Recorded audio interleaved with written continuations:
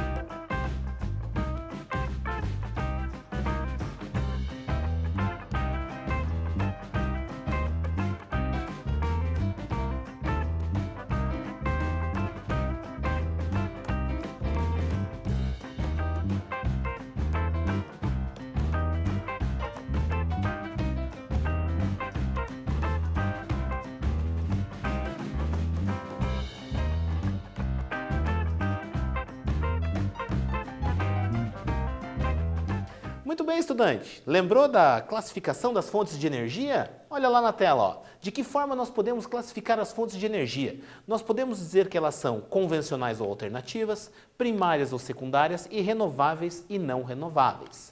E agora a nossa segunda perguntinha aqui. Mas antes da segunda pergunta, eu quero lembrar uma coisa para você. Acesse o Classroom. Valida a sua presença lá no Google Classroom.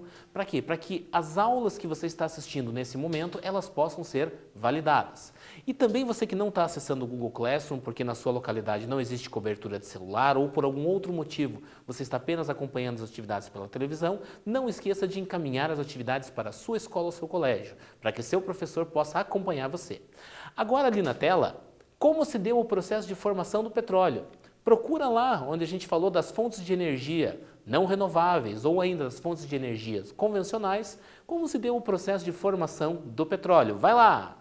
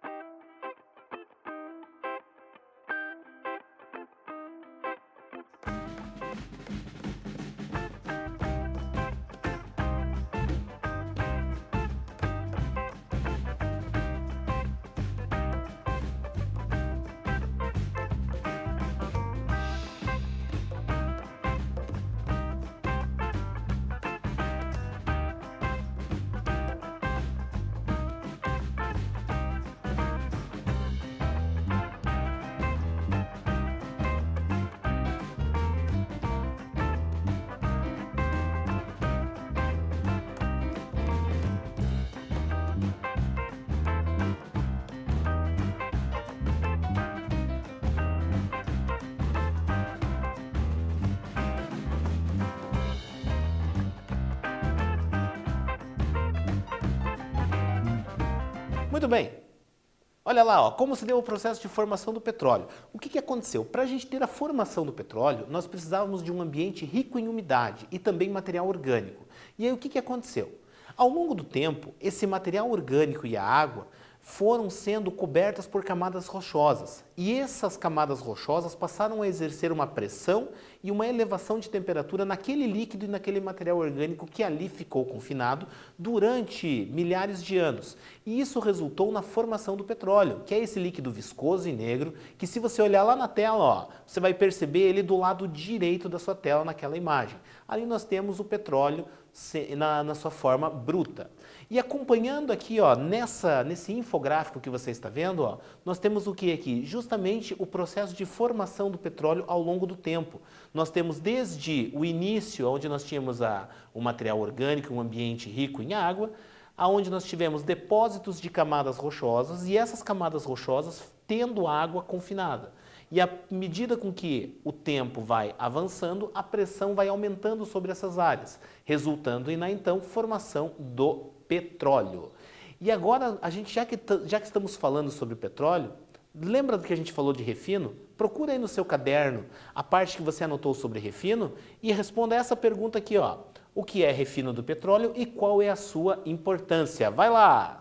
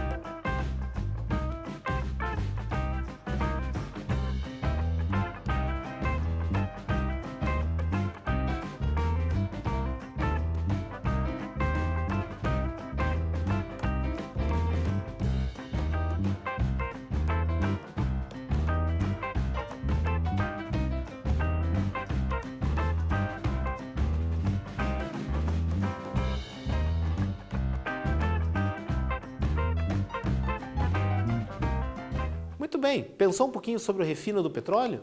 Lembra que a gente falou que para que o petróleo bruto ele possa ser utilizado, ele tem que ser submetido a um processo de refino, do qual são extraídos os subprodutos, como gasolina, como o óleo diesel, querosene, a parafina, os lubrificantes e também o gás de cozinha, ou GLP, gás liquefeito de petróleo.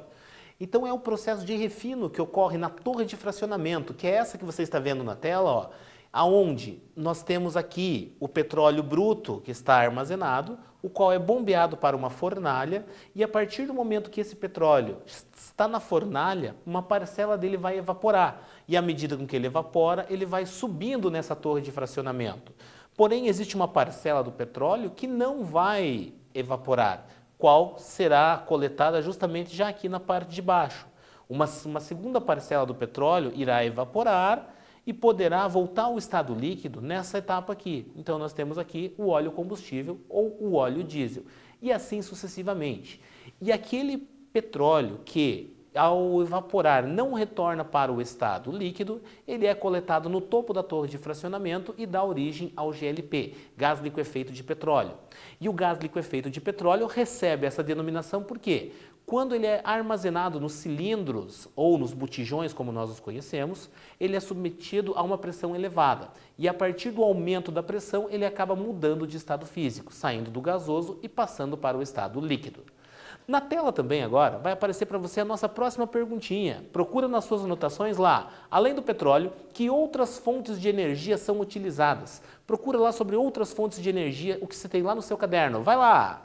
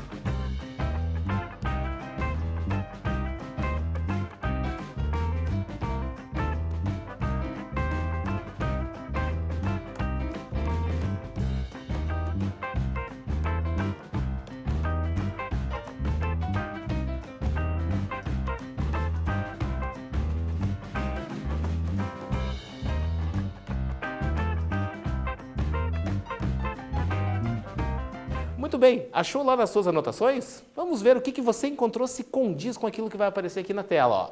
Além do petróleo, outras fontes de energia, nós temos o Sol, a energia solar, qual nós captamos os raios solares e podemos utilizá-lo tanto para a produção de eletricidade quanto para aquecer a água. Nós temos as placas fotovoltaicas que vão transformar os raios solares em eletricidade. E nós também vamos encontrar a energia heliotérmica, na qual nós temos a captação dos raios solares e por meio de espelhos, todos os raios solares convergem a um ponto. E nesse ponto nós temos as temperaturas ficando extremamente elevadas. E aí nós podemos utilizar esse calor todo para produzir eletricidade, para aquecer a água e para outras finalidades ali de acordo com a demanda necessária.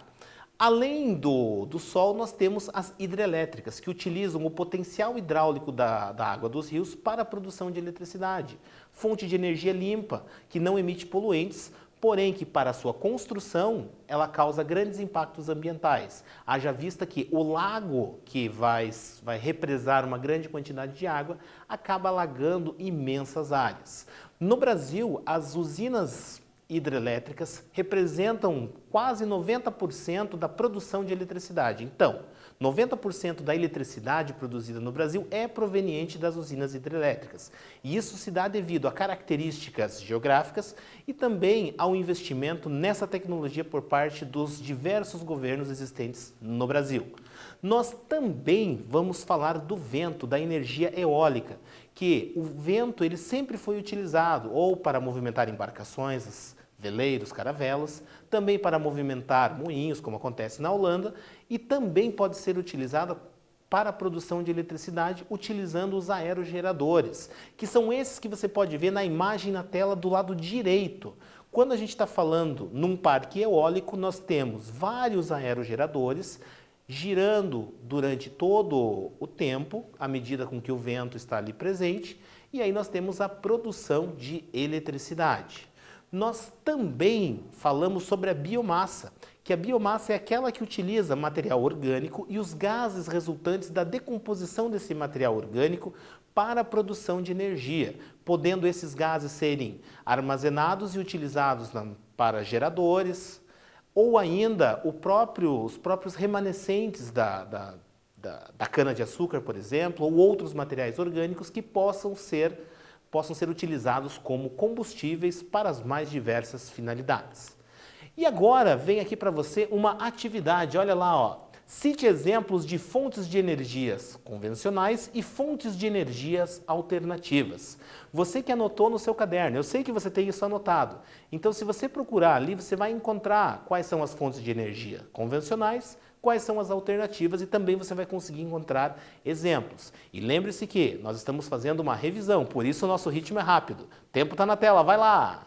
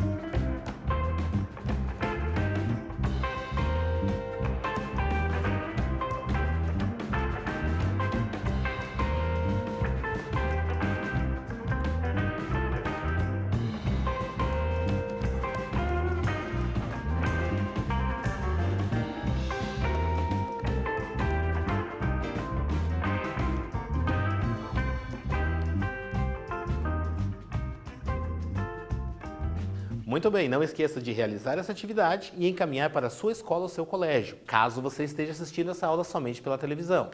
Agora, continuando aqui a nossa revisão aqui, ó, nós vamos falar sobre o carvão mineral. E o carvão mineral ele é um combustível fóssil que também se formou no nosso planeta a partir da decomposição de material orgânico ao longo de milhares de anos, aonde esse material orgânico ficou confinado, foi submetido a uma elevada pressão e temperatura ao longo de muito tempo, o que resultou na formação desse combustível. E essa fonte de energia foi muito utilizada na Europa e também vale destacar que foi o combustível que impulsionou a primeira revolução industrial. Aqui na tela você está vendo, ó, do lado direito ali, ó, se você olhar com bastante atenção, você está vendo ali o carvão mineral. E vale destacar que o carvão mineral é uma rocha. Ele é uma rocha com capacidade de combustão, diferente do carvão vegetal. O carvão vegetal é proveniente da madeira, tem uma baixa capacidade calorífica e é utilizado apenas em uso doméstico. Então, quando a gente falar do carvão mineral, produção de energia. Carvão vegetal, pensa no churrasco. Agora, nós também vamos falar da energia nuclear. A energia nuclear ela está presente tanto no mundo quanto no Brasil. No Brasil, ela está presente por meio do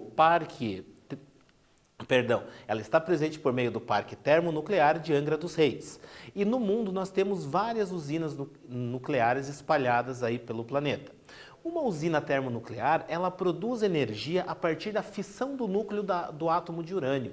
E essa fissão, essa divisão do núcleo, libera uma grande quantidade de energia. E essa energia, dentro da usina nuclear, dentro de um reator nuclear, vai ser utilizado para aquecer a água e o vapor resultante desse processo de aquecimento vai impulsionar as turbinas que produzirão eletricidade, conforme nós já vimos em esquemas nas aulas anteriores.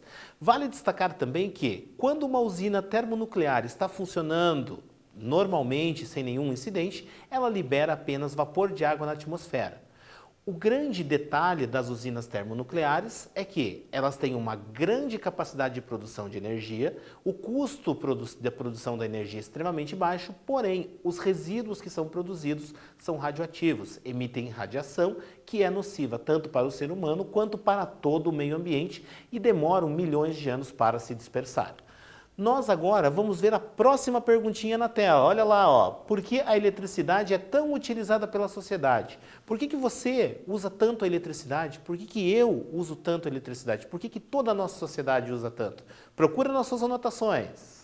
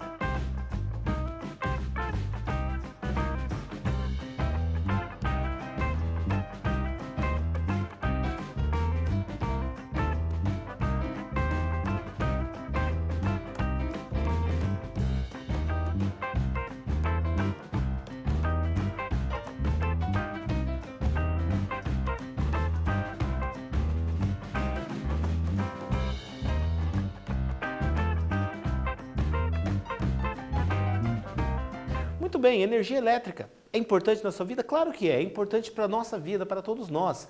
É por meio da eletricidade que nós podemos estar produzindo essa aula aqui e você aí pode estar assistindo essa aula. E olha aqui, ó, forma de energia mais utilizada pela humanidade na atualidade, graças à facilidade de transporte, baixo índice de perda energética durante as conversões. Então a energia elétrica ela é fundamental para a nossa sociedade, para a nossa vida. E aí, quando a gente fala em energia elétrica, existem algumas etapas ligadas ao processo de produção de eletricidade. Então, olha ali a próxima pergunta, ó. Quais são as 3 etapas ligadas à produção de eletricidade? Procura nas tuas anotações. Eu sei que está aí.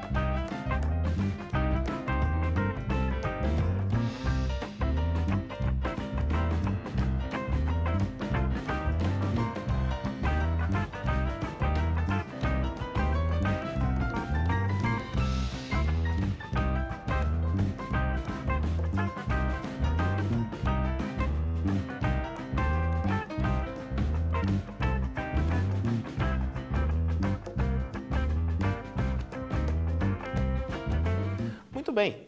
Achou aí nas suas anotações? Tenho certeza que você achou, porque eu sei que você copiou.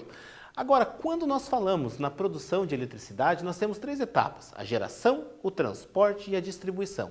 A geração está justamente associada ao processo de produção, de gerar a eletricidade, de transformar, por exemplo, a água do rio, transformar o potencial hidráulico em energia elétrica. Nós temos também o transporte, que é pegar essa eletricidade que foi produzida, por exemplo, na usina nuclear ou na usina hidrelétrica e encaminhar isso para os consumidores, sejam consumidores industriais ou consumidores residenciais. Então nós temos o processo de transporte, que se dão por meio das linhas de transmissão, que é o que você vai ver nessa imagem aqui. É claro que, além da produção por meio das hidrelétricas, nós também podemos destacar a energia solar por meio das placas fotovoltaicas, que é essa que você está vendo aqui, ó, do lado esquerdo da sua tela. As placas fotovoltaicas que vão transformar a radiação emitida pelo Sol em eletricidade. E aí, por fim, nós temos a distribuição.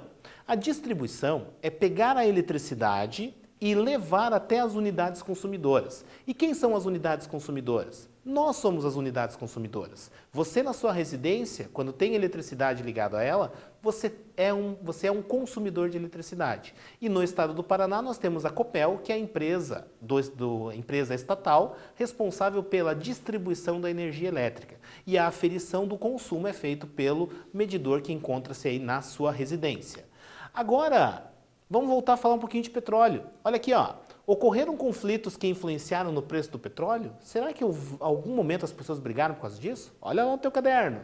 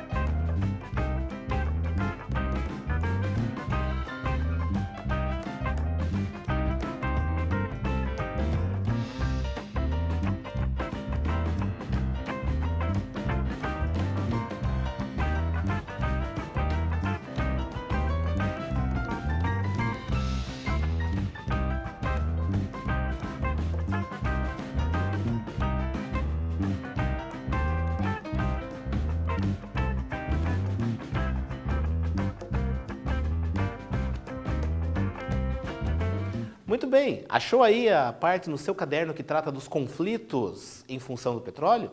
O que você tem que saber, estudante? Que sempre que alguma coisa acontece no Oriente Médio, nós temos alguma situação ocorrendo ali que gera algum conflito, isso vai influenciar diretamente no valor do petróleo cobrado aí pelas nações que produzem petróleo. Haja vista que em momentos de conflito, momentos de guerra, a produção de petróleo cai.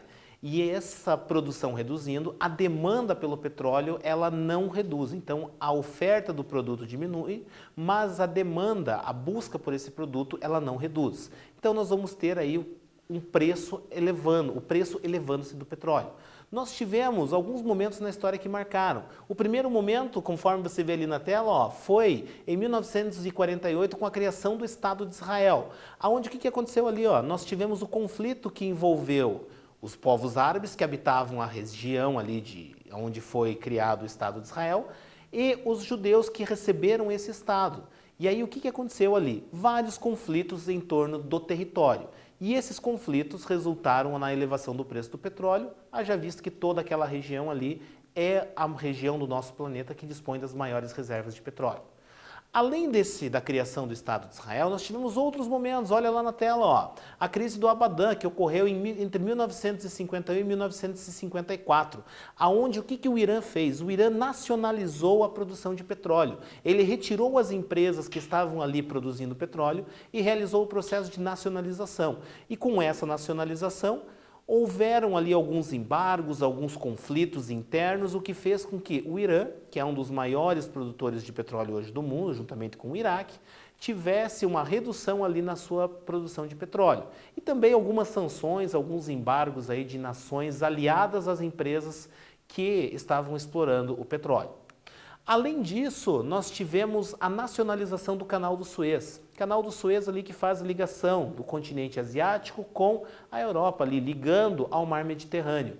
Com essa nacionalização, houve um momento da história em que houve um bloqueio do Canal do Suez.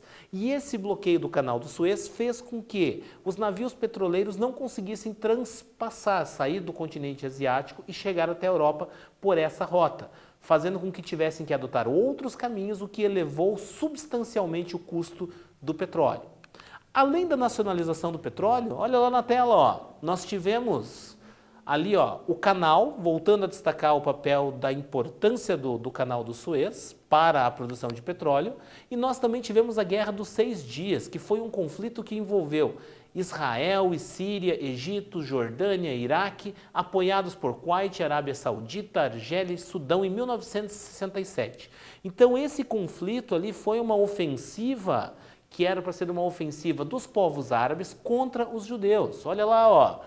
Então, tendo sido a maior e consistente resposta árabe em fundação ao Estado de Israel. Só que o que aconteceu? Os árabes acabaram levando a pior nessa. Eles não conseguiram reduzir o tamanho do Estado de Israel, muito pelo contrário, acabaram saindo como perdedores e acabaram tendo seus territórios ainda reduzidos, ou seja, o Estado de Israel expandiu o seu território.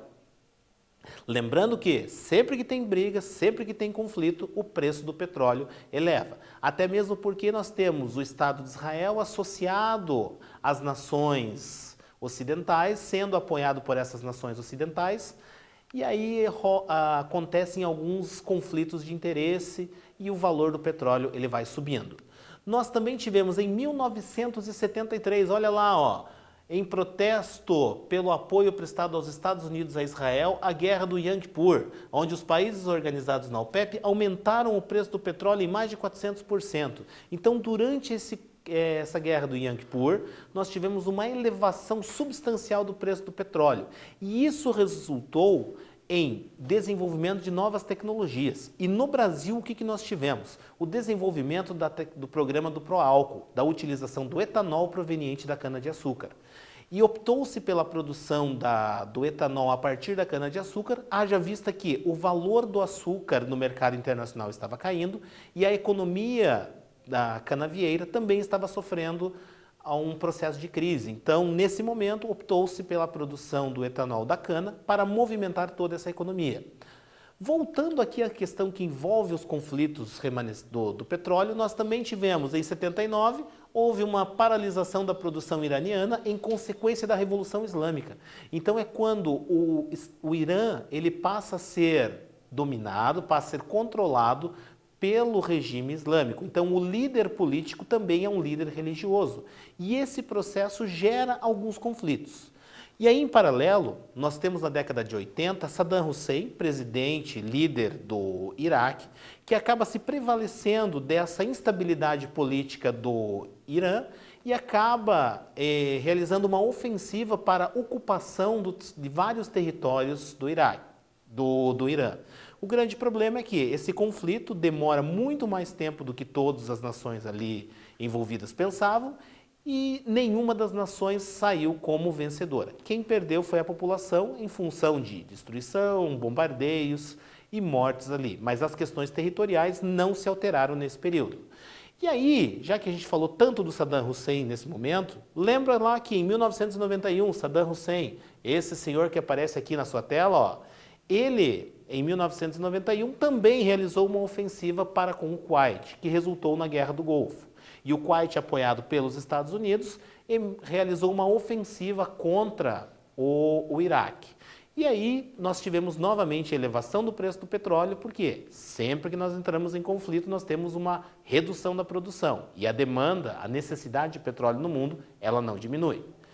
E agora, você vai ver ali na tela, ó, a nossa segunda atividade. Nossa segunda atividade, vamos lá, ó. Quais as consequências das crises internacionais do petróleo? O que todas essas crises aí que a gente tratou nos últimos minutos aí da nossa aula, o que todas essas crises influenciaram no valor do petróleo? Quero que você anote isso aí no seu caderno, você olhe nas suas anotações para que posteriormente você possa encaminhar essa atividade para a sua escola ou seu colégio para que seu professor ou professora possa validar a sua participação. O tempo está na tela, vai lá!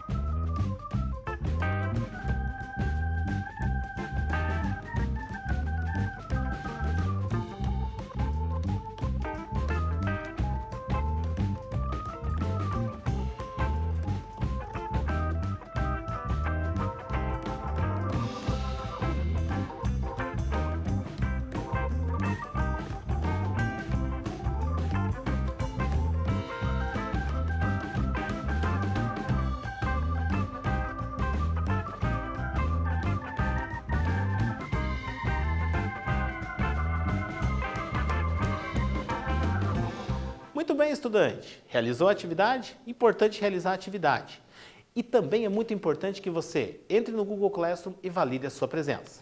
Agora na tela para você a nossa revisão, ó. Caracterização das diversas fontes de energia e os interesses políticos e econômicos e as matrizes energéticas brasileiras e mundiais. Então essa grande revisão aí que surgiu a partir das demandas aí que foram solicitadas, tanto por professores quanto pelos estudantes, veio a retomar as diferentes matrizes energéticas presentes no mundo e também retomar as matrizes energéticas brasileiras.